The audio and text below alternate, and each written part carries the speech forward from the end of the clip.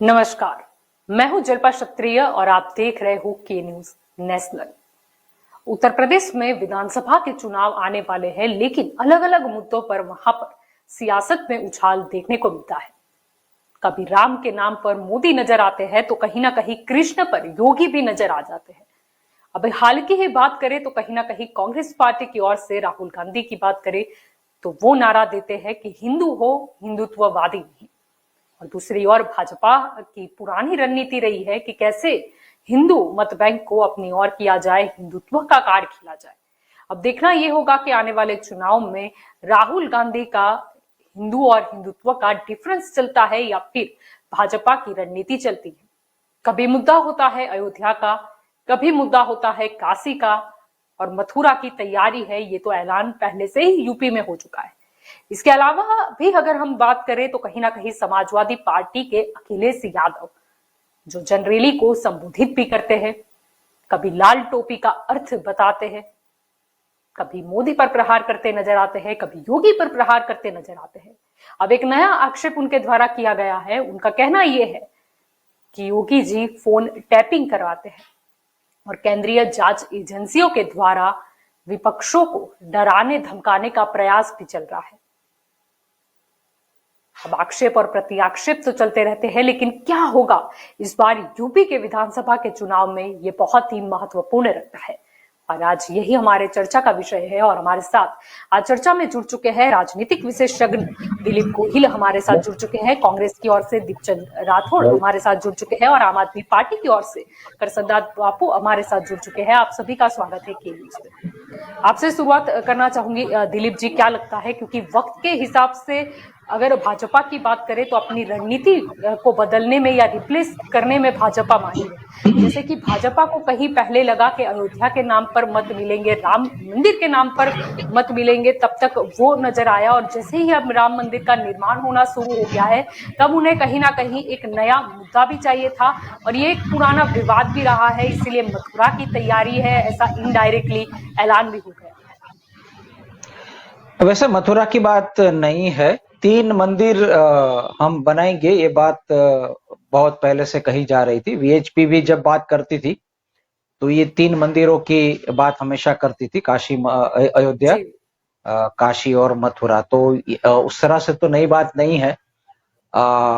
लेकिन ये कह सकते हैं कि अयोध्या में मंदिर बन रहा है और काशी विश्वनाथ में जो कॉरिडोर नया बनाया गया कि आप गंगा तट से सीधे मंदिर तक जाए, बीच में काफी संकड़ी गलियां थी, उसको हटा के एक बड़ा कॉरिडोर बनाया गया है। तो अब जो बाकी रहता है वो मथुरा है।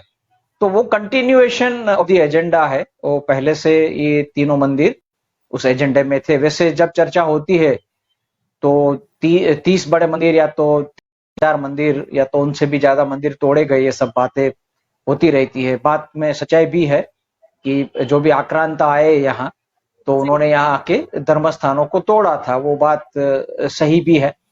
लेकिन फिर अब इतिहास को पलटने की जब हम कोशिश करेंगे और कितने मंदिरों को फिर से बनाएंगे, जहां जहां मंदिर तोड़ के कुछ और बन गया है वहां क्या करेंगे, एक बहुत बड़ा विवाद का जब मुद्दा था तो एक बड़ा माना गया था कि कुछ 1947 के बाद जो सिचुएशन बनी है उसको हम बना के रखेंगे। नरसिंह राव जब पीएम थे तभी भी बहुत गहरी चर्चाएं हुई थी, सभी पक्षों के साथ हुई थी, हिंदू और मुस्लिम के साथ भी चर्चाएं हो रही थी कि कुछ जो बड़े मंदिर माने जाते हैं, समझो बाकी छोटे मंदिरों को छोड़ दे, बड़े मंदिर माने जाते हैं, अगर वो हिंदुओं को सौंप दिया जाए तो इस समस्या का हल आ सकता है।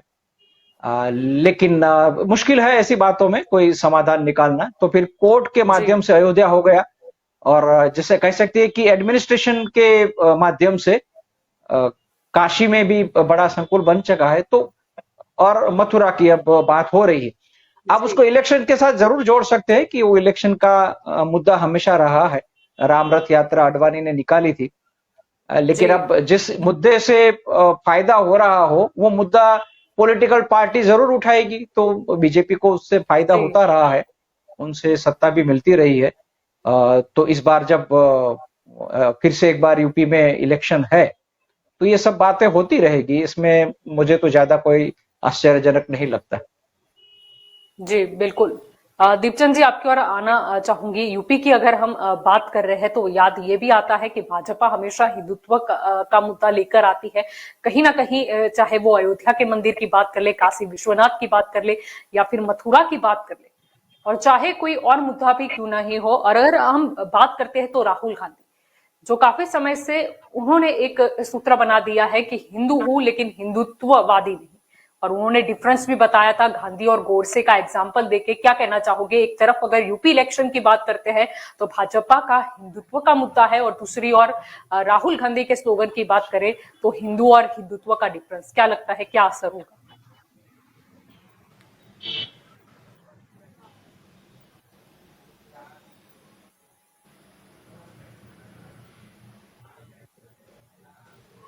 लगता है दीपचंद जी तक हमारी आवाज नहीं पहुंच पा रही है ठीक से। आपकी ओर आना चाहूंगी। करसन जी, क्या कहना चाहोगे? अगर हम उत्तर प्रदेश की बात कर रहे हैं, आज सभी पार्टियों के द्वारा कैसे किस वर्ग को आकर्षित किया जाए, कहां से वोट बैंक उन्हें हासिल हो, ये प्रयास लगातार जारी हुए है। लेकिन अगर हम आम आदमी पार्टी की बात करते हैं तो यूपी चुनाव के लिए 3 प्रत्याशियों की एक सूची भी जारी कर दी गई है, जिसमें 11 उम्मीदवार पिछड़े वर्ग से बिलोंग करते हैं। 9 ब्राह्मण है, 5 अनुसूचित जाति के हैं, एक मुसलमान है, एक राजपूत है और एक कायस्थ जाति के है। और इसके अलावा भी देखा जाए तो एक प्रभारी की लिस्ट भी बनाई गई है, जिससे केजरीवाल जो मॉडल है, दिल्ली मॉडल है, उससे उसकी जानकारी लोगों तक पहुंचाई जा सके। क्या लगता है यूपी इलेक्शन में ये बार आम आदमी पार्टी का परफॉर्मेंस क्या रहेगा? जय श्री राम, जय श्री कृष्णा। आज का जो मुद्दा है, श्री राम की जो मर्यादा और श्री कृष्णा ने दिया हुआ कर्म का सिद्धांत, ये दोनों पे पूरी दुनिया चल रही है, सिर्फ देश नहीं। लेकिन जहां धर्म की बात है, आपने आज के जो मुद्दे में बताया कि राम और मोदी और मथुरा और योगी जी, ये देखो कहीं ना कहीं धर्म का सौदा हो रहा है। धर्म ने कभी किसी भी शास्त्र उठा लो, ऐसा नहीं बताया है कि हमें, अब धर्म का क्या होता है कि धर्म ने जो सिखाया है वो तरीके से जीना चाहिए। और धर्म के एक छोटा सा एग्जांपल, उसके बाद में आपका डायरेक्शन पे आता हूं कि आप किसी के घर पे जाते हैं, या वहां सुबह में हम जाते हैं, एक लड़का है जो आध्यात्मिक है, माड़ा है, भगवान का नाम लेता है। दूसरी बार जाते हो, एकदम स्वस्थ कपड़े में वो धर्म की विधि कर रहा है। 4, 5, 10 बार आप जाएंगे, लेकिन जब 11वीं बार आप जाएंगे और आपको पता चलेगा कि उससे एक बड़ा भाई है जो सुबह में 5 बजे उठ के अपने काम धंधे पे जाता है, कमाता है, और पूरा परिवार जो सुबह 5 बजे चला जाता है उसके चलता है, और ये बंदा जो है आध्यात्मिक है, वो कुछ नहीं कर रहा है। तो कहीं ना कहीं कर्म का सिद्धांत का इंसर्ट है, वो अपने आप अधर्म है। तो मेरा कहने का मतलब ये है कि कृष्णा की नीति पे चलना चाहिए, श्री राम की नीति पे चलना चाहिए, लेकिन राम हो, कृष्ण या हो, 33 कोटि जो हमारे देवी देवता है, उसको कभी ढाल नहीं बनाना चाहिए, राजनीति में नहीं लाना चाहिए।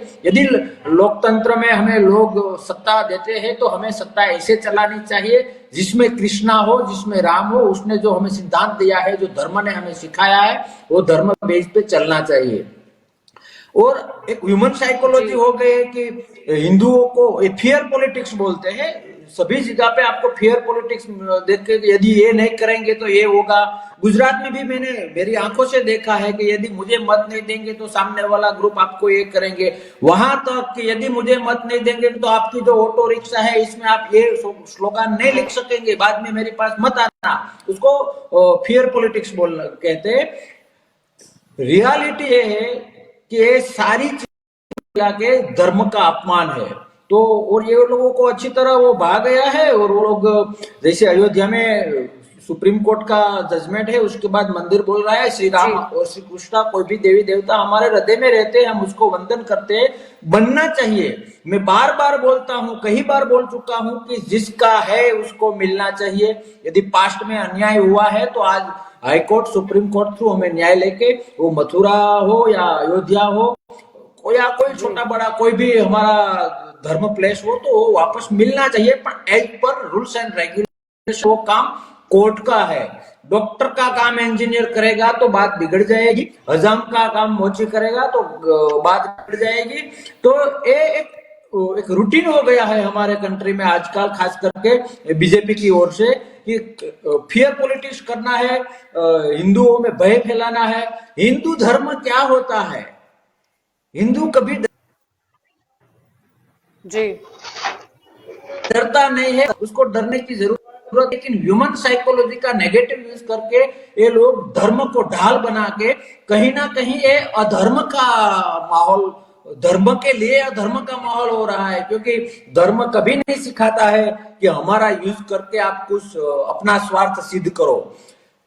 अपने स्वार्थ को सिद्ध करने के लिए यदि धर्म का इस्तेमाल करना हो आपको आप अधर्म है, लेकिन वो रियल धर्म की जो मैं बात कर रहा हूं ये लोग आजकल नहीं समझ रहे हैं। कहीं ना कहीं वो देश की घटनाएं है।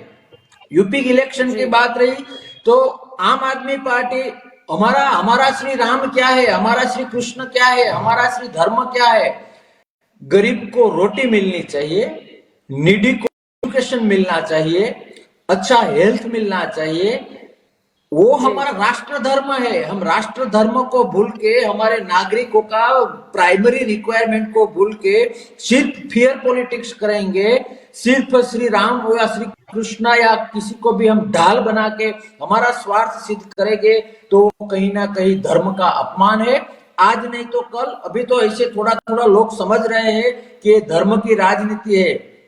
कभी भी श्री राम जी ने नहीं कहा, कभी भी श्री कृष्ण ने नहीं कहा कि आप किसी का भी ऐसे यूज करो कि जिसमें उसका मान रहे या ना रहे, लेकिन आपका काम हो। वो तो स्वार्थ की बात आ गई।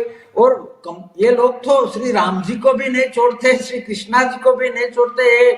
मैंने हिसाब से तो ये बिल्कुल अधर्म वाली बात है। और माहौल इलेक्शन का है तो आप रियलिटी लेके जाओ। हमारी पार्टी ने कभी भी ऐसा फेयर पॉलिटिक्स नहीं किया है और नहीं भी करना चाहिए। बेसिक रिक्वायरमेंट क्या है? मैंने जैसे बताया कि एक लड़का कितना भी आध्यात्मिक है लेकिन कर्म नहीं करता है, अपने घर पे वो वजन लगता है, और दूसरा लड़का सतत मेहनत कर अपना घर चला रहा है, तो बेटर सोसाइटी में वो लड़का की ही कीमत होगी कि नहीं, ये मेहनत करता है तो घर चलता है। तो ये देश हमारा घर है और ये घर में हमें फियर पॉलिटिक्स नहीं, हमें रियलिटी बेस पे जाना चाहिए कि मेरे देश के लोगों की प्राइमरी रिक्वायरमेंट क्या है। मैंने बताया, आरोग्य मिल रहा है, यस, उसको अच्छा हेल्थ मिल रहा है, यस या नो, उसको रोटी मिल रही है, जो फार्मर हो या कोई भी क्षेत्र में है वो उसकी अपनी गरिमा के साथ जी रहा। ये फेयर पॉलिटिक्स हो रहा है। हिंदू वाली बात है, मुस्लिम वाली बात है।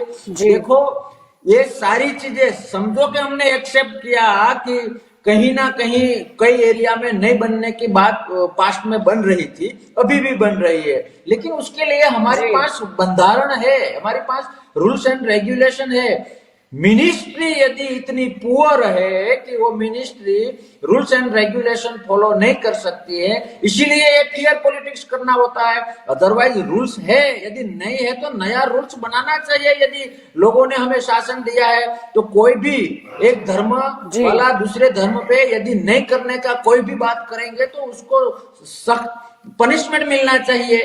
वो जो करने वाली बात है, जो लोकतंत्र की एक गरिमा है, जो रूल्स एंड रेगुलेशन हमारे बंधारण की एक गरिमा है, वो हम नहीं उसका इम्प्लीमेंट करते हैं। इसीलिए हम डराते हैं लोगों को कि आप, मैंने तो वहां तक सुना है, आप लोगों ने भी सुना होगा कि हिंदू भय में है, हिंदुत्व भय में है। देखो ये सारी चीजें बोलने में अच्छी लगती है, लेकिन ग्राउंड लेवल रियलिटी ये है कि किसी को भी सिक्योरिटी देनी है तो सिक्योरिटी देने के लिए हमारे पास तंत्र है, हमारे पास बंधारण है, उसको स्ट्रिक्टली इम्प्लीमेंट करना चाहिए। यदि उसको यदि मैं मिनिस्टर हूँ, मैं उसका इम्प्लीमेंट नहीं करा सकता हूँ तो मुझे वहां से हट जाना चाहिए, वो मेरा धर्म है। यदि मैं लोगों को सिक्योरिटी नहीं यदि सिक्योरिटी दे सकता हूं तो ये मेरा धर्म है। रोटी दे सकता हूं, मेरा धर्म है। शिक्षा दे सकता हूं, मेरा धर्म है। लोगों की जिस लोगों ने मुझे गवर्नमेंट दी है, मुझे शासन दिया है, उसका प्राइमरी रिक्वायरमेंट फुलफिल करना वो मेरा धर्म है। वो धर्म कदापि नहीं है कि मैं पास्ट में भी बोला है कि जिस कुर्सी पे मैं बैठा हूं वो मिनिस्टर की हो, पीएम की हो या सीएम की हो, वो कुर्सी पे बैठने के बाद श्री राम की तरह, श्री कृष्णा का कर्म का सिद्धांत की तरह मुझे काम करना, वो धर्म है। जी लेकिन वो जी चेयर बिल्कुल अचीव करने के लिए, वो सीट अचीव करने के लिए, वो एमएलए की हो, एमपी की हो, मिनिस्टर की हो, सीएम की हो या पीएम की हो, वो सीट अचीव करने के लिए यदि मैं धर्म इस्तेमाल करता हूं तो वो अपने आप अधर्म है और किसी भी शास्त्र में ये नहीं लिखा है। इसलिए मैं जी सभी ऐसे जी कट्टरवादियों को तो बिल्कुल हाथ जोड़ के विनंती करता हूं कि देश ऐसे नहीं चलता है। श्री जी राम है, श्री कृष्णा है। जी उसका जो मंदिर की प्लेस की बात है तो वो तो rules, as per rules and regulation, यदि मेरा घर पे किसी ने कब्जा कर लिया है तो by high court, by supreme court, मैं वहां जाके मैं उसको खाली करवा सकता हूँ as per rules and regulation. लेकिन जी मैं मेरे स्वार्थ के लिए हंगामा खड़ा करूं, लोगों के दिमाग में फियर डालने का वो करूं, तो वो जी कहीं ना कहीं राष्ट्र प्रेम डायरेक्ट दिखता है, लेकिन जी इनडायरेक्ट वो राष्ट्र प्रेम नहीं है, जी अपने यानी स्वार्थ की बात शांतिपूर्ण है। हिसाब और से जहां मसले तक का आम आदमी हल निकल पार्टी जाए, की बात है तो हम, कानूनी ओर से निकल जाए, वो जरूरी है। जी जी, और जहां तक आम आदमी पार्टी की बात है तो हम कभी भी सीट काउंटिंग में नहीं थे और नहीं रहेंगे। हम क्या ऐसा करें तो हमें ज्यादा सीट मिल जाए, ऐसी जी हमारी पार्टी की साइकोलॉजी है ही नहीं। प्राइमरी रिक्वायरमेंट है और वी आर कमिटेड। हमें सिर्फ धर्म का यूज करो, लोगों का फियर का यूज करो, कट्टरता का यूज करो, दो ग्रुप के बीच में फाइट करा के आप, जो हम बच्चे थे तो वो बात आती थी ना हमारी पढ़ाई जी में, वो बिल्ली वाली, ऐसी ऐसी ऐसा काम हम कभी नहीं करेंगे। जो वी आर कमिटेड, हमसे जो हो सकेगा इसमें, जो जी कैप्टन है वो प्राइमरी रिक्वायरमेंट है जी कि हम ये करेंगे। निडी लोग हो या फार्मर हो या गरीब जी हो या मध्यम वर्ग हो, उसके लिए ये करेंगे। जी और इतना ही बोलेंगे कि जितना हमसे हो सके। यदि हमारी जी बात बिल्कुल लोगों के दिमाग में आएगी, वो एक्सेप्ट जी करेंगे, तो बिल्कुल। एक पर अहम है कि लोकतंत्र जो वादे किए हमें जाए वो ज्यादा फिर सीट पूरे भी मिलेगी। किए जाए। सही लेकिन बात है। धर्म के नाम पे करसन सीट जी अचीव करसन जी करना आपको अपना यहाँ पर अधर्म रुकना है, वो चाहूंगी। सभी लोगों को समझना दिलीप चाहिए। जी जी, आपकी और यहाँ पर आना चाहूंगी। यहाँ पर प्रश्न ये भी उठता है कि मोदी द्वारा एक सूत्र दिया गया था, यूपी प्लस योगी बहुत है उपयोगी। ये हमने सूत्र देखा था कि किस लिए, और उसके साथ काफी फायदे भी गिनाए गए कि जो योगी सरकार के काल में हुआ है। आपको क्या लगता है आने वाले समय में, अगर यूपी की बात करते हैं, जो भी पार्टी आए, सबसे बड़ा चैलेंज वहां पर क्या होगा? चैलेंज तो ये है कि हमने जो सेकंड वेव आया था कोरोना में, उसमें जो हालत हुई लोगों की, इससे पता चल गया कि 70 साल के बाद, 7 दशक के बाद भी हमारे पास न तो आरोग्य की सुविधा है, न शिक्षा की सुविधा है, बेकारी बढ़ रही है और बहुत सारी समस्याएं हैं। तो कैसे इनका हम हल लाएंगे और कैसे लोगों को विश्वास दिलाएंगे, ये एक बड़ी चैलेंज है। लेकिन ये जब चैलेंज है उसकी हम चर्चा करते हैं, लेकिन इलेक्शन में जब आप जाते हो और आपको जीतना होता है, जी तो आप कैसे जीत पाओगे, वो आपकी स्ट्रेटेजी रहती है। और बीजेपी मार्केटिंग में बहुत अच्छी है, ये ऐसे सूत्र भी नए नए निकाल सकती है, वो अट्रैक्टिव भी हो सकते हैं। तो एक नया यूपी और योगी को जोड़ के उन्होंने वहां निकाला है। लेकिन अभी तक जो थोड़े बहुत सर्वे आए हैं, वो ये बता रहा है कि थोड़ी स्थिति कमजोर पड़ी है बीजेपी की। लास्ट टाइम जो जितनी सीटें मिली थी उनसे कम मिलेंगी। इसका मुख्य कारण यह है कि वहां जो बड़ी प्लेयर थी बीएसपी, वो बीएसपी काफी जी पिछड़ रही है। अभी पता नहीं मायावती को क्या हुआ है, लेकिन वो इस तरह का पॉलिटिक्स कर रही है जिससे बीजेपी को फायदा हो। उसके सामने पता नहीं सीबीआई आईटी की रेड हो सके, ऐसी कोई जी फाइलें बनी होगी। इसलिए उनका जो पूरा पॉलिटिक्स है वो बीजेपी को जी फायदों के लिए हो रहा है। तो इनके लिए वजह ये हुआ कि उनका जो समर्थक थे, उनके साथ जो लोग चल रहे थे, वो शायद इस बार उनके साथ नहीं जाएंगे। तो ये बड़ा चेंज आया। दूसरा जो चेंज आया है कि कांग्रेस और बीएसपी के साथ जब गठबंधन किया एसपी ने, अखिलेश यादव ने, जी लेकिन इतना फायदा नहीं हो सका जितना होना चाहिए था। उस अनुभव को ध्यान में रखते हुए इस बार उन्होंने जो स्ट्रेटेजी बनाई है कि छोटी पार्टियों के साथ, या तो कह सकते हैं कि एक कास्ट के साथ जुड़ी हुई निषाद की पार्टी है, राजभर की पार्टी है, इस तरह की पार्टी है जो सोशल सोशल गैदरिंग है या तो सोशल वर्ग है उसके साथ जुड़ी हुई है, उनके साथ गठबंधन करे। जैसे आरएलडी है, पश्चिम यूपी में उनका काफी वर्चस्व है और जो किसान का आंदोलन हुआ उनका सबसे ज्यादा असर पश्चिम यूपी में दिखाई दे रहा था, तो उनका जी। फायदा मिले उस तरह की जो उन्होंने स्ट्रेटेजी बनाई। इसलिए अभी ये देख रहा है कि उनकी वोट परसेंटेज बढ़ रही है और उनकी सीटें भी बढ़ रही है, लेकिन कितनी बढ़ेगी, ये वो सत्ता उनको मिल पाएगी या गठबंधन के या पोस्ट इलेक्शन भी उनको गठबंधन करना पड़ेगा, ये अब देखना पड़ेगा। बीजेपी की सीटें अभी कम हो रही है, लेकिन सत्ता तो मिल रही अभी ऐसा दिख रहा है। आगे अब क्या रणनीति बनती है और आगे जैसे पहले मैंने सोचा ये भी बात चल रही थी कि आम आदमी पार्टी भी शायद ये जो गठबंधन है उसमें जुड़ेगी, लेकिन अभी तो उन्होंने अपने उम्मीदवार जाहिर कर दिए तो शायद वो उसमें नहीं जा रही है। प्रत्याशी उन्होंने सब कर दिए तो वो तो नहीं जा रही है, और बाकी आरएलडी के साथ भी ऑलमोस्ट हो गया है। तो अब और एमआईएम है वो अलग से चल रही है, एमआईएम और एक और लोकल पार्टी उनके भी साथ चल रही है। थोड़ा बहुत गठबंधन बना है, थोड़ा बनना बाकी है। तो एक जो चित्र है मुझे लगता है अब थोड़े दिनों में एक क्लियर हो जाएगा, उस कह सकते हैं कि फाइट कितनी टफ होगी। जी बिल्कुल, आपकी और यहाँ पर आना चाहूंगी। दीपचंद जी क्या कहना चाहोगे, क्योंकि एक और भाजपा है जहां पर सूत्र तो उनका फिक्स ही है, अयोध्या के राम मंदिर की बात कर ले या फिर मथुरा की बात कर ले या काशी विश्वनाथ की बात कर ले।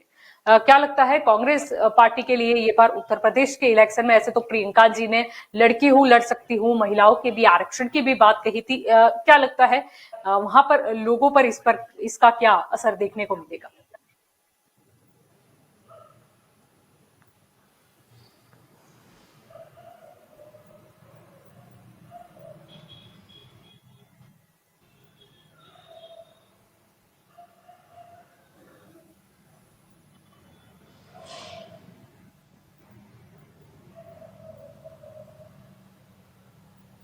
हम दीपचंद जी को शायद सुन नहीं पा रहे। आपकी और यहाँ पर लौटना चाहूंगी कृष्णदास जी, क्योंकि यहाँ पर जब उत्तर प्रदेश की बात की, एक और आम आदमी पार्टी ने अपने प्रत्याशियों की सूची तो जाहिर की है 30 प्रत्याशियों की, और उसके साथ यहाँ पर उत्तर प्रदेश में ये भी बात आम आदमी पार्टी के द्वारा की गई है कि यूपी के नौजवानों के हक के लिए केजरीवाल जी की रोजगार गारंटी, जिसमें नौकरी में यूपी वालों को 80% आरक्षण की बात कही है। क्या लगता है? जी, मैंने पहले राउंड में बताया कि हम ऐसे ही इमोशन क्रिएट करने और लोगों के साथ, मैंने बोला ना, इमोशन के साथ गेम कभी नहीं रमे थे, कभी नहीं रमेंगे। जो रियलिटी है वही बात बताई है। बेसिक रिक्वायरमेंट क्या होती है कि घर चलाना है तो मुझे रोजगारी तो चाहिए, मुझे जॉब नौकरी चाहिए। तो उसके लिए जो बात की है और वो बहुत सोच समझ के की है कि यस वी कैन डू, यदि हो सकता है तो ही किया है। तो जितना भी हम बोलते हैं वो 110% उसको इम्प्लीमेंट करेंगे, यदि लोग हमें सपोर्ट करेंगे, लोग हमें न्याय देंगे तो इसमें कोई बढ़ाई चढ़ाई वाली कोई बात नहीं है। हम ऐसे झूठी चुनावी बातें करने में वो नहीं मानते हैं। और दिल्ली का जो मॉडल है, दिल्ली में दूसरी पार्टी को जो बोलना है वो बोले, लेकिन दिल्ली में जो कुछ हो रहा है वो पहले नहीं हुआ था। लोगों को रिक्वायर कहीं कहीं फ्री की बात, समझो कि मैंने बीजेपी से भी सुना है, कांग्रेस से भी सुना है कि फ्री के मामले में वो लोग विरोध कर रहे हैं कि वो लोगों को आप क्या बोलते हैं, आलसू बना रहे हो। देखो ये सारी चीजें दूसरा लोग नहीं कर सकते हैं, हमने कर बताया है, इसीलिए कहीं ना कहीं ऐसी बातें आती है।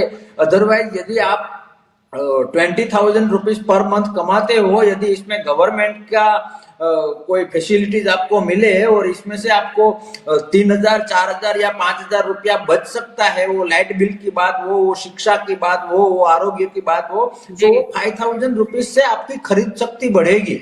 तो आपके खरीद शक्ति जब बढ़ती है ना, परचेज पावर, तो आप दूसरी कोई अच्छी फैसिलिटीज आपके घर के लिए, आपके बच्चे के लिए कर सकते हो। और ये एक गवर्नमेंट का धर्म है, ये रियल धर्म तो ये है कि यदि आप पावर में है तो लोगों के लिए जितना हो सके इतना करना।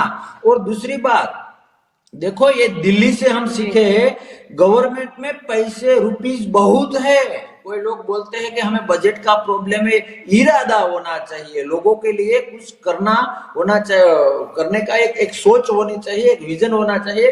अदरवाइज गवर्नमेंट कोई भी हो, फाइनेंशियल प्रॉब्लम नहीं होता है यदि इरादा है तो, लेकिन थोड़ा मैनेजमेंट होना चाहिए।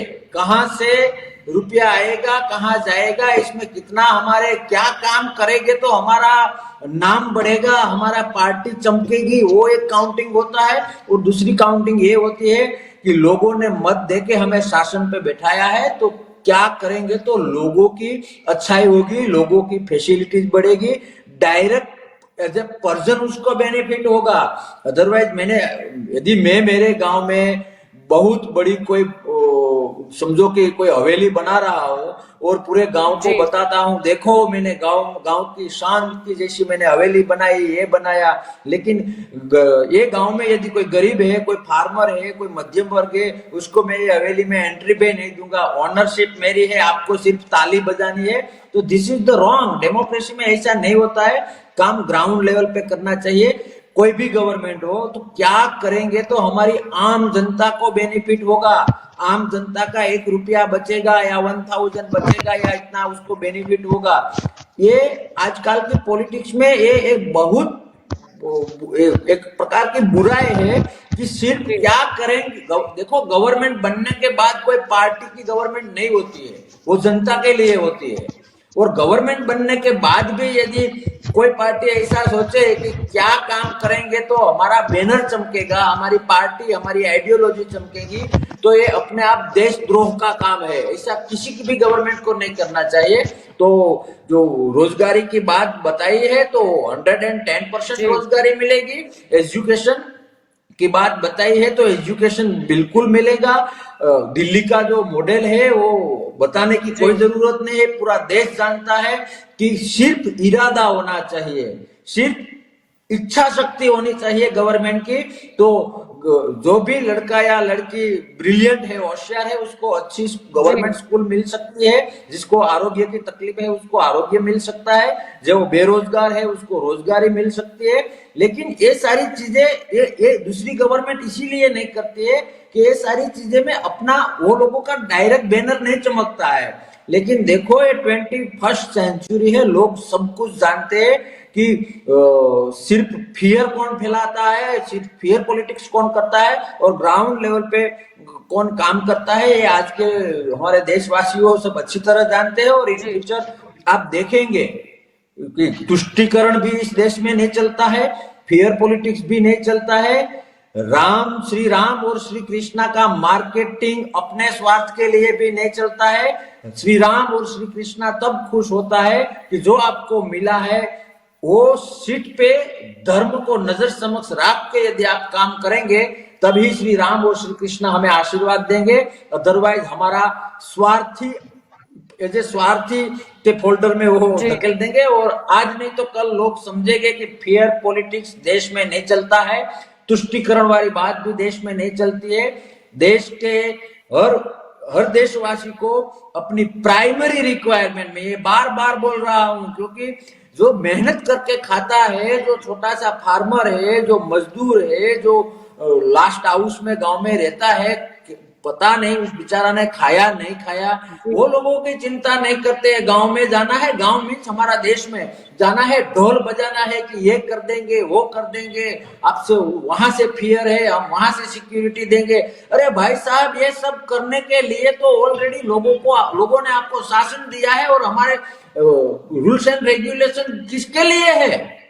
यदि आप मुझे परेशान करते हो, यदि मैं लीगल मैटर करता हूं, यदि आपको पनिशमेंट मिलता है, वो सुप्रीम कोर्ट हो, हाई कोर्ट हो या डिस्ट्रिक्ट या तालुका लेवल की कोर्ट हो, तो ये हमारा एक कोई भी गवर्नमेंट हो, लेकिन वो जो कोर्ट है, जो न्यायालय है, वो अपना काम करता है। तो यदि किसी न्यायालय ने कोई चुकादा दिया है, अच्छी बात है, उसने सारी इंक्वायरी की, प्रूफ लिया कि यस जो है वो है, तो वो काम जो सुप्रीम कोर्ट का है, जजमेंट जो सुप्रीम कोर्ट का है, और उसके डिपेंड यदि कोई काम हो रहा है तो देश के लिए अच्छा है क्योंकि सर्वोच्च अदालत ने किया है। लेकिन उसका बेनिफिट मैं लेके पूरे गांव में घूमूं, पूरे देश में घूमूं, तो ये कहीं ना कहीं धर्म के नाम पे चंदा लिया जाता है, लेकिन ये सब धर्म के नाम पे मत लेने की बात है।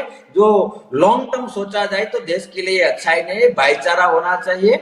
और एज पर मैं जी रिपीट करता हूं कि as per rules and regulation हमारे लॉ में एक बात ऐसी नहीं है कि जो उसको यदि पूरा समझा जाए, उसका पूरा पॉजिटिवली यूज किया जाए तो कोई किसी को जी परेशान नहीं कर सकता है, किसी को किसी से फियर नहीं है। लेकिन मिनिस्ट्री हो, स्टेट मिनिस्ट्री हो या सेंट्रल मिनिस्ट्री हो, उसका इरादा होना चाहिए कि नहीं, rules and regulation neutral without any types of pressure काम करेंगे। जी जुडिशियल को सम्मान मिलना चाहिए। जिस स्टेट में, जिस कंट्री में जुडिशियल को सम्मान मिलता है, तब श्री कृष्णा खुश होते हैं और आशीर्वाद देते हैं, तब श्री राम खुश होते जी हैं और आशीर्वाद देते हैं। लेकिन जी ये सारी चीजें कहीं ना कहीं अपनी लालच, जी कहीं ना कहीं अपनी पार्टी का नेगेटिव प्रेम, कहीं ना कहीं अपना पार्टी का चमकाने का जो सपना होता है वो लोग भूल जाते हैं। और जो भुगतना पड़ता जी है वो गरीब को भुगतना पड़ता है, फार्मर को या तो मध्यम वर्ग को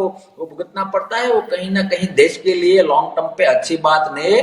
छोटे छोटे स्वार्थ के लिए देश को जो ये धद्दे लगाने की बात है, आपस आपस की बात हो, प्रांतवाद हो, धर्मवाद जी हो, ज्ञातिवाद हो, ये अच्छा फ्यूचर का सिंबल नहीं है। हम सबको साथ मिलके, मैंने ये रिपीट कर रहा हूं कि प्राइमरी, यदि हम जी सब लोग को रोजमर्री मिलेगी, हमारा चूल्हा जलेगा, जी हम खुश रहेंगे, हमारे बच्चे पढ़ेंगे, तो ऑटोमेटिक पॉजिटिव थिंकिंग का एक वेव आएगा जी जो टुमारो के लिए हमारे लिए बेटर होगा। जी जी बिल्कुल। दीपचंद जी, आपकी ओर आना चाहूंगी। यहाँ पर क्या कहना चाहोगे? अगर यूपी की हम बात करते हैं, ऐसे तो प्रियंका जी ने वहां पर महिला आरक्षण की बात कही है, वहां पर कई मुद्दों पर प्रियंका गांधी खुल के भी सामने आ चुकी है। आने वाले चुनाव में क्या लगता है, यूपी की जनता कितना साथ देगी कांग्रेस का?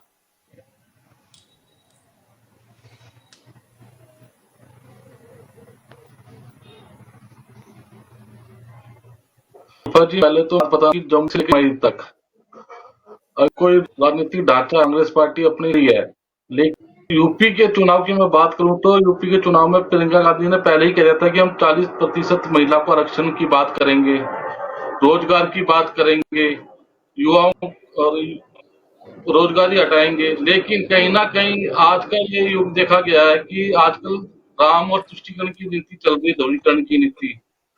लेकिन मैं आपको बताना चाहूंगा कि आज भूख, महंगाई, गरीबी इस मुझसे कर रही, एक होती तो निभाता, तीनों मुझ पर मर रही है।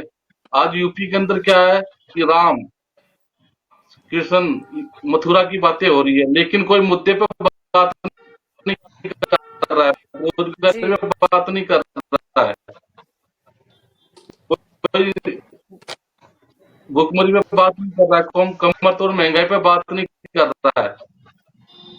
बस सब कहीं ना कहीं कोई ईडीआई की बात कर रहा है, कोई इनकम टैक्स की बात कर रहा है, पर जो कांग्रेस पार्टी है वो जमीनी स्तर पर जाती है।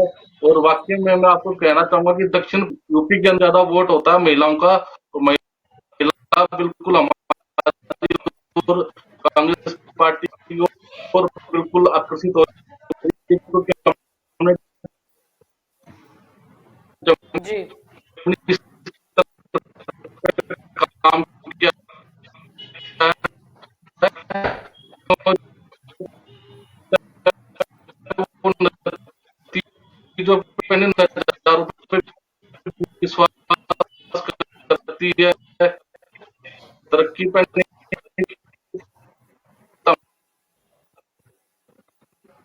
तमाशों जी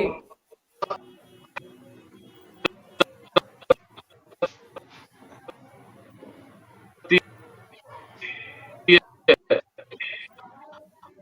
आज हनुमान निकम्मी, नकारा विफल सरकार को जी आत्मविश्वास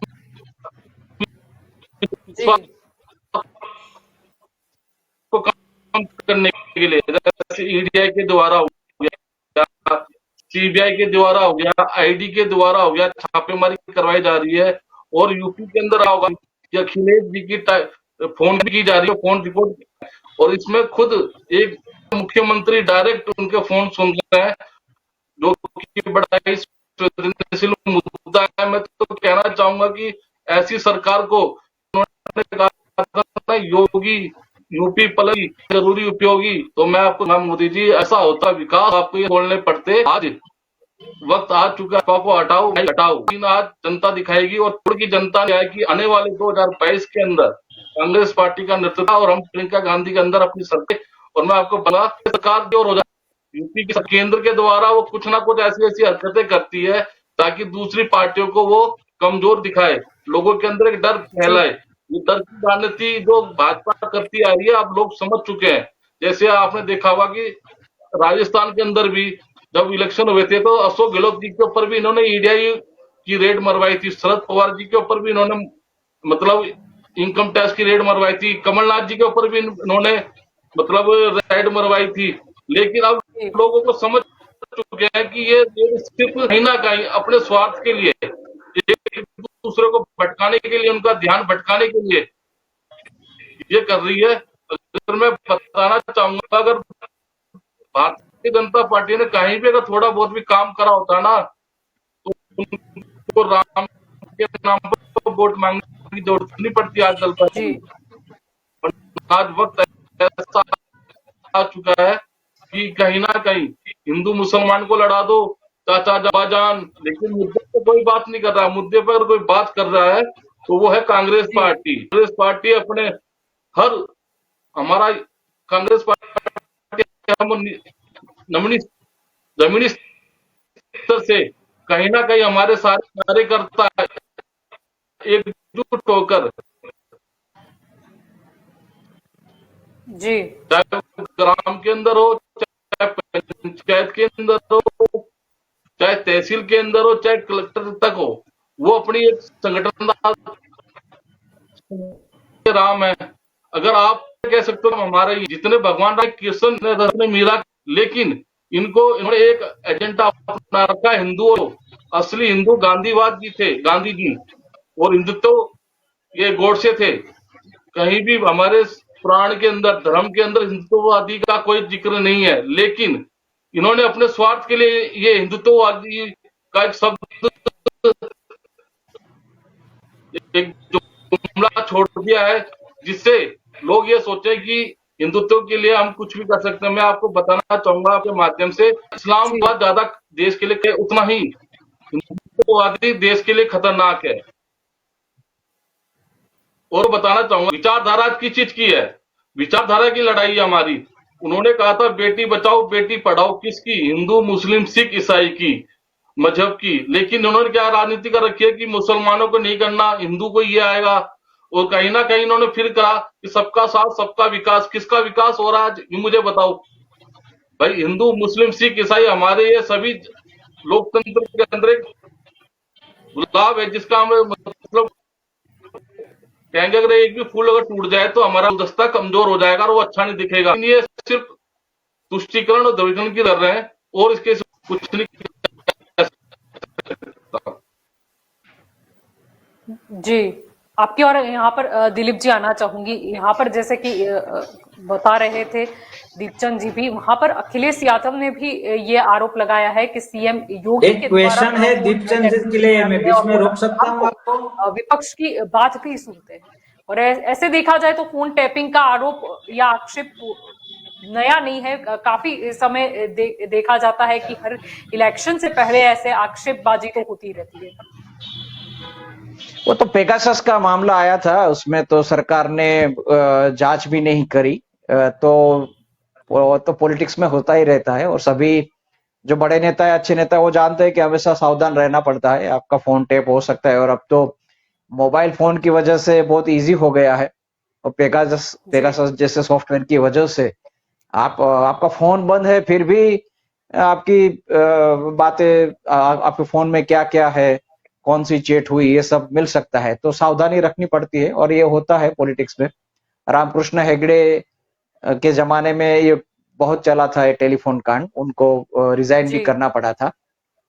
तो ये आक्षेपबाजी चलती रहती है और उसको पता ही होता है अभिषेक यादव को कि हो रहा है, तो वो बात तो नहीं करेंगे। लेकिन इसमें बात ये है कि जब आपको सामना किससे है और आपको अपनी बात कैसे करनी है, आपका जो कम्युनिकेशन है वो कम्युनिकेशन बहुत ठीक करना होता है। बीजेपी को पता है कि हमें कैसे कम्युनिकेशन करना है, हमारा जो टारगेट ऑडियंस है उसके साथ हमें कैसे बात करनी है, और बाकी जो पक्ष है उनके मतदारों के मन में हमें क्या डालना है।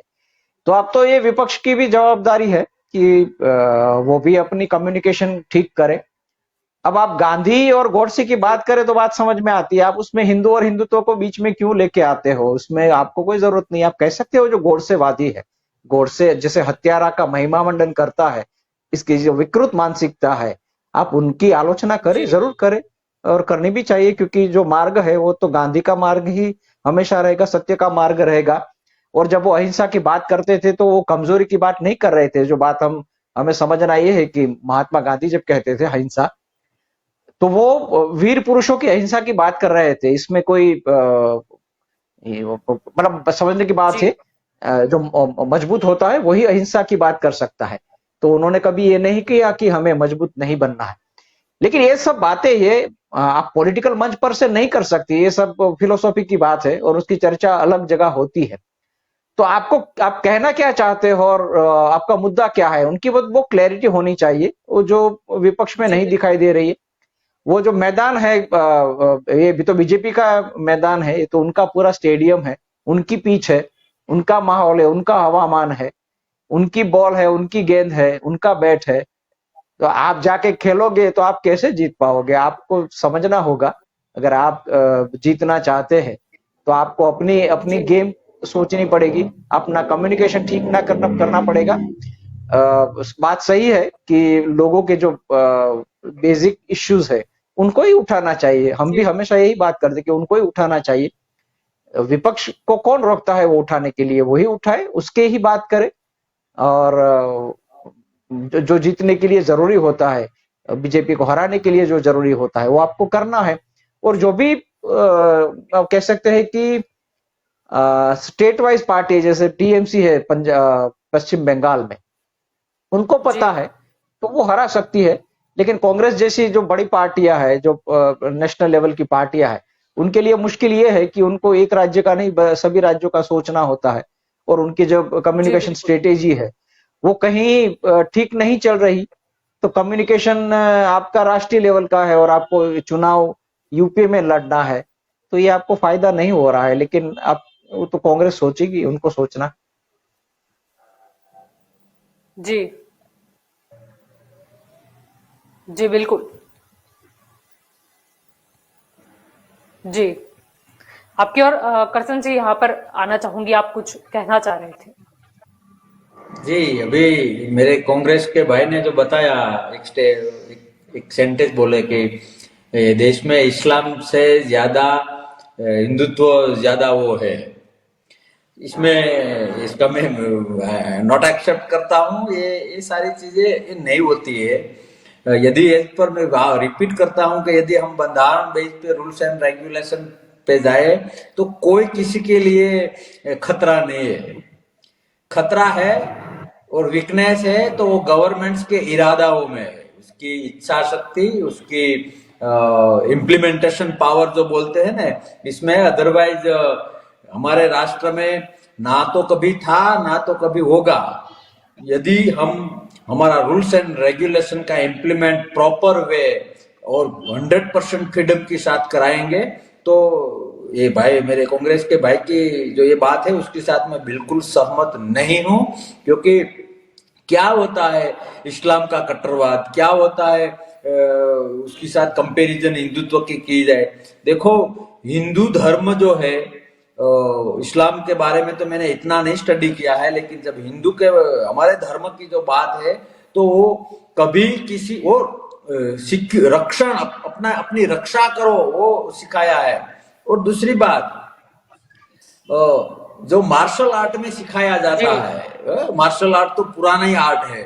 वो यदि कोई एक मार्शल आर्ट में कोई मास्टर है और यदि ये बच्चों को सिखाता है तो आप क्या, वो दो स्टेटमेंट होता है कि ये फाइटर को तैयार करते हैं क्या ये लोग, और दूसरा पॉजिटिव वे है तो एक डिफेंस के, सेल्फ डिफेंस के लिए तैयार होते हैं।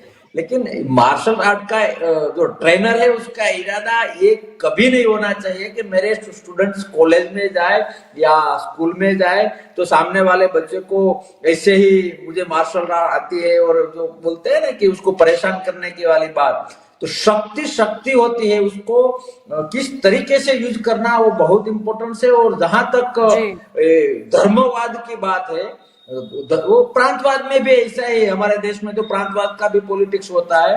ये दोनों चीज ऐसी है कि ये वो पॉजिटिवली हम यूज कर सकते हैं। यदि एक प्रांत के लोग हैं उसमें एक खास प्रकार की स्ट्रेंथ होती है, वो लोग कर सकते हैं। दूसरे प्रांत के लोग हैं वो एक खास प्रकार की जो बिजनेस में उसको सेगमेंटेशन वाइज बोलते हैं।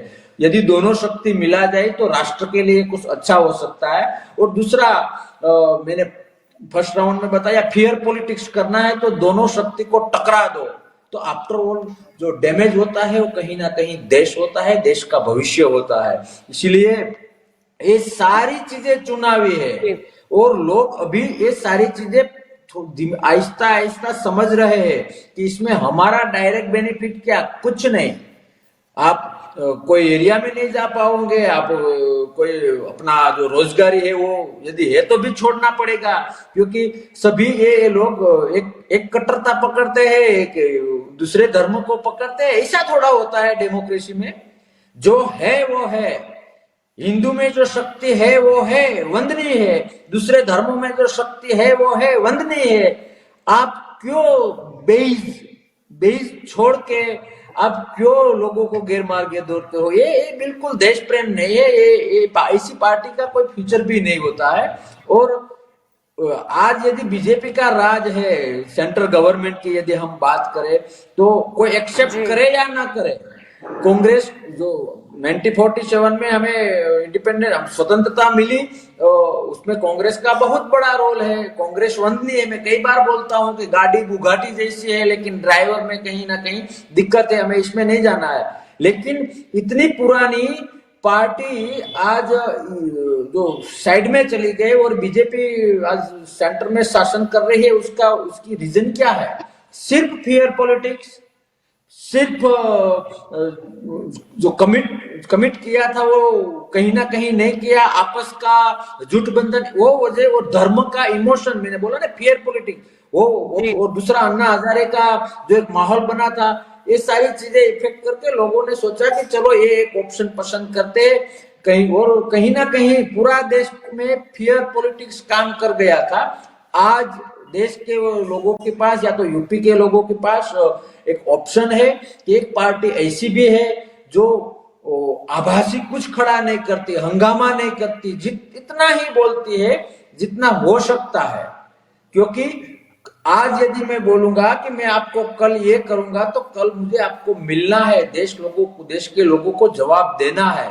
तो मेरा कहने का मतलब कि कहां तक हम प्रांत बेस पे, धर्म बेस पे चलेंगे? हमारा धर्म क्या है? यदि मुझे पावर मिला है, मुझे शासन मिला है, तो वो पावर का धर्म को as per my dharma, as per my Krishna, as per my Shri Ram, मुझे ये डेजिग्नेशन चलाना है। लेकिन कोई डेजिग्नेशन पाने के लिए यदि मैं धर्म को हाथा बनाऊं, प्रांतवाद को हाथा बनाऊं, एक लोग दूसरे के साथ अनपीस खड़ी करूं, तो ये सारी चीजें कहीं ना कहीं देश के हित में नहीं है। और ऐसे लोगों को, ऐसी पार्टियों को वो फेंक देना चाहिए देश के हित के लिए। जी दीपचंद जी, आपकी और यहाँ पर आना चाहूंगी। आप कुछ कहना चाह रहे थे, क्योंकि कई बार यहाँ पर जो मुद्दा डिस्कस हो रहा है कि हिंदू और हिंदुत्व का मुद्दा राहुल गांधी लेकर आए, कहीं ना कहीं कम्युनिकेशन गैप बोलो या तो फिर कहीं ना कहीं भाजपा को मौका भी मिल जाता है ये साबित करने के लिए कि कांग्रेस पार्टी जो है वो हिंदुओं के खिलाफ है या फिर मंदिर बन रहा है तो उनको विरोध हो रहा है। कहीं ना कहीं वो मौका ले जाते हैं इसमें।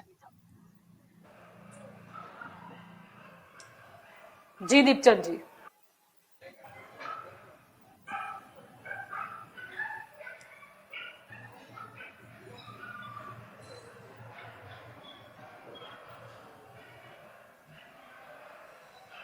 जी दीपचंद जी, क्या कहना चाहेंगे? लगता है दीपचंद जी तक हमारी आवाज नहीं पहुंच पा रही। आपकी और दिलीप जी लौटना चाहूंगी। यहाँ पर प्रश्न ये भी है कि 2000 जारी है, इन्हें जुगनू से जी दीपचंद बोल रहे जो हैं जी। की उन्हीं के वंशजों से आजकल प्रताड़ना हिंदुत्व के शब्द का प्रयोग किसी भी सनातनी ग्रंथ में नहीं हुआ है।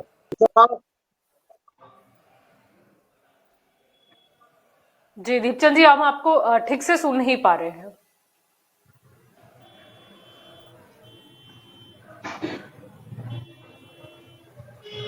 आपकी और दिलीप जी लौटना चाहूंगी। यहाँ पर दीपचंद जी का आवाज हम ठीक से सुन नहीं पा रहे हैं। क्या लगता है, अगर पिछले बार का गणित देखें 2017 का, तो बीजेपी को बहुत ही भारी भरकम मात्रा में सीटें मिली थी, लेकिन अभी का माहौल देखा जाए तो अभी माहौल कुछ अलग है। पहले सपा और कांग्रेस एक साथ एकजुट होकर खेल रही थी, अब सपा अलग है और अखिलेश यादव भी काफी एक्टिव मोड में नजर आते हैं। कहीं ना कहीं लाल टोपी पे पलटवार की बात हो, या तो फिर फोन टैपिंग का मुद्दा हो, या फिर और भी कई मुद्दे हो। और दूसरी ओर कहीं ना कहीं बसपा की बात करें, मायावती थोड़ी शांत नजर आ रही है, और एक तरफ प्रियंका गांधी है जिन्होंने महिला आरक्षण का मुद्दा वहां पर छेड़ा है। अगर हम पिछले बार की भी बात करें, भले ही बीजेपी को सीटें सबसे ज्यादा मिली हो, लेकिन वोट शेयर के हिसाब से देखें तो अगर बीजेपी वर्सेस ऑल होता तो कहीं ना कहीं बीजेपी को लॉस हो जाता। नहीं, मतलब मैंने जैसे बताया था कि लोकसभा में एसपी बीएसपी का गठबंधन भी हो गया, वो बड़ी उनकी भी बहुत बड़ी दुश्मनी रही है एसपी और बीएसपी की। लेकिन जब जी वो दोनों इकट्ठे हो गए तो बड़ी पलटवार होगी ऐसा लग रहा था, लेकिन नहीं हुआ। क्योंकि अगर आप गठबंधन कर रहे हैं तो उसका काउंटर करने के लिए भी अपनी आपकी जो पार्टी है, आपकी हरी पार्टी, वो अपनी कोशिश करेगी।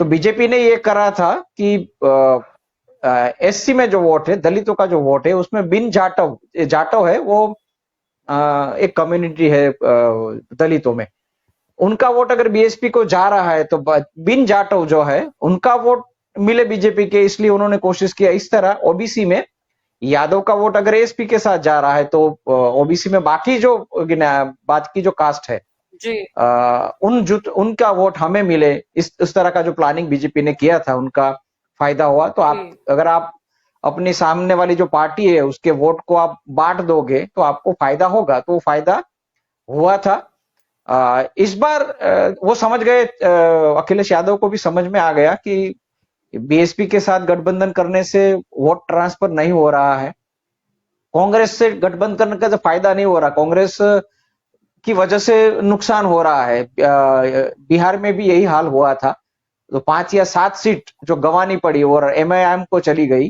वो कांग्रेस की वजह से चली गई। तो उनको ये पता चला कि कांग्रेस के साथ रहने से और बीएसपी के साथ रहने से फायदा नहीं होगा। तो इस बार उन्होंने एक अलग ही स्ट्रेटेजी की है कि जी बिल्कुल।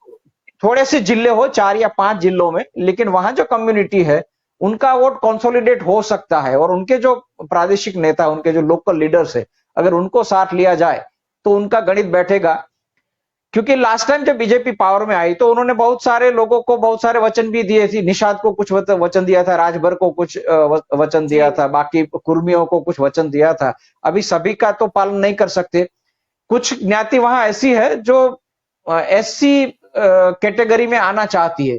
योगी ने उनके लिए जी तैयारी भी की थी, उनका डिक्लेरेशन भी कर दिया था, लेकिन फिर दिल्ली से सूचना आई थी तो वो कैंसिल हो गया।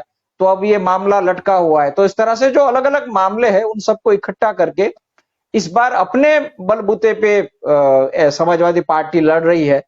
और इस बार तो उनके जो चचा थे शिवपाल यादव, वो भी साथ आ गए थे। लास्ट जी टाइम ये भी हुआ था कि बीजेपी ने चचा और भतीजा को भी आमने सामने कर दिया। तो काफी बहुत जी चीज इस बार इस तरह की है कि थोड़ा सा परिवर्तन दिख रहा है, लेकिन अभी भी बीजेपी को हराना मुश्किल दिख रहा है। काफी सीटें बढ़ रही है एसपी की, उनके वोट शेयर भी काफी बढ़ रहा है, लेकिन कहां जाके वो रुकता है, वो मुझे लगता है और 1-2 सर्वे आएंगे इलेक्शन के पहले, और अगर और कोई मुद्दा मिल जाता है तब जी पता चलेगा। किसान आंदोलन भी एक मुद्दा जरूर बनेगा। तीनों एक्ट वापस ले लिए गए, फिर भी बीजेपी को क्या फायदा होगा, जी ये भी देखना होगा। जी तो लखीमपुर काफी कुछ खीरी मुद्दे का अभी भी मुद्दा है, जी।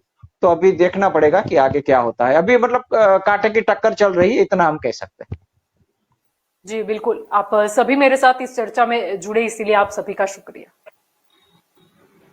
देखिए। तो दंगल देश का में आज का हमारा मुद्दा था कि जिस तरीके से कभी राम पर मोदी नजर आते हैं, कभी कृष्ण पर योगी नजर आते हैं। अयोध्या के बाद चाहे काशी विश्वनाथ कॉरिडोर की हम बात कर ले या मथुरा की तैयारी वो वाली, सिर्फ शायद एक ही लाइन काफी थी कि आने वाले समय में क्या होगा बीजेपी का मुद्दा, या क्या हो सकता है, या तो फिर 2024 तक क्या मुद्दे पर बीजेपी पूरे देश में हिंदुत्व के नाम पर घूमती नजर आ सकती है। प्रश्न यह है कि अखिलेश यादव ने केंद्रीय जांच एजेंसियों को लेकर शायद बीजेपी पे तंज कसा हो या फिर फोन टैपिंग की बात की हो, लेकिन अखिलेश यादव को कितना फायदा होगा ये भी सोचने वाली बात है। क्योंकि अगर हम सपा की बात करते हैं, अखिलेश यादव की बात करते हैं, तो वहां की अगर वोट बैंक हम गिने तो यादव आते हैं।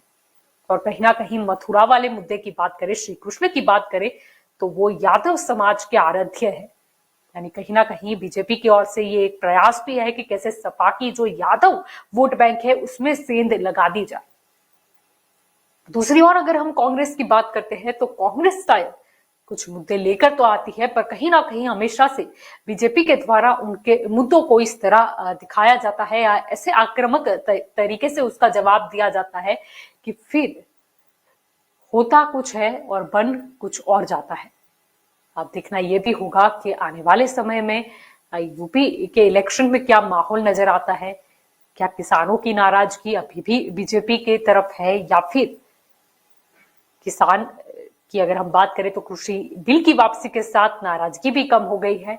और देखने वाली ये बात ये भी है कि लखीमपुर खीरी का जो किस्सा है और जो टहनी के इस्तीफे की बात है, क्या ये मुद्दा यूपी के इलेक्शन में असर कर सकता है। और दूसरी ओर अगर हम वोट शेयर पे नजर पड़े, भले ही बीजेपी के साथ गठबंधन में भी पार्टियां थे, लेकिन बीजेपी के खुद के दम पे ही इतनी सीटें आई कि वहां पर उन्हें बहुमत मिल गया। लेकिन ये बार क्या रहेगा, क्योंकि सपा के साथ काफी सारी पार्टी है, बसपा भी है, कांग्रेस में भी प्रियंका गांधी महिला आरक्षण के मुद्दे को लेकर आई है, तो क्या इंपैक्ट रहेगी। वोट शेयर की बात करें तो चलो गठबंधन शायद पहले नजर ना आए, लेकिन इलेक्शन की सीटों के आधार पे भी क्या सारे विपक्षी दल एकजुट नजर आ सकते हैं यूपी में। क्योंकि कहलाया जाता है कि यूपी के जो सीट है, वहां की जो कुर्सी है, अगर उस पर कब्जा कर लिया तो मानो कि आपके केंद्र तक जाने के लिए द्वार खुल गए। अब देखना यही होगा कि यूपी इलेक्शन में आगे क्या होता है। और मथुरा की तैयारी का ऐलान किया है, क्योंकि वो मुद्दा भी कानूनन अगर हम देखें तो वहां तो कोर्ट में पेंडिंग है। यानी वहां पर भी क्या आगे फैसले आता है, क्या उसमें सुनवाई होती है, वो आगे समय ही बताएगा। तो अभी दंगल देश का में बस इतना ही। ज्यादा जानकारी के लिए आप जुड़े रहे के न्यूज के साथ। नमस्कार।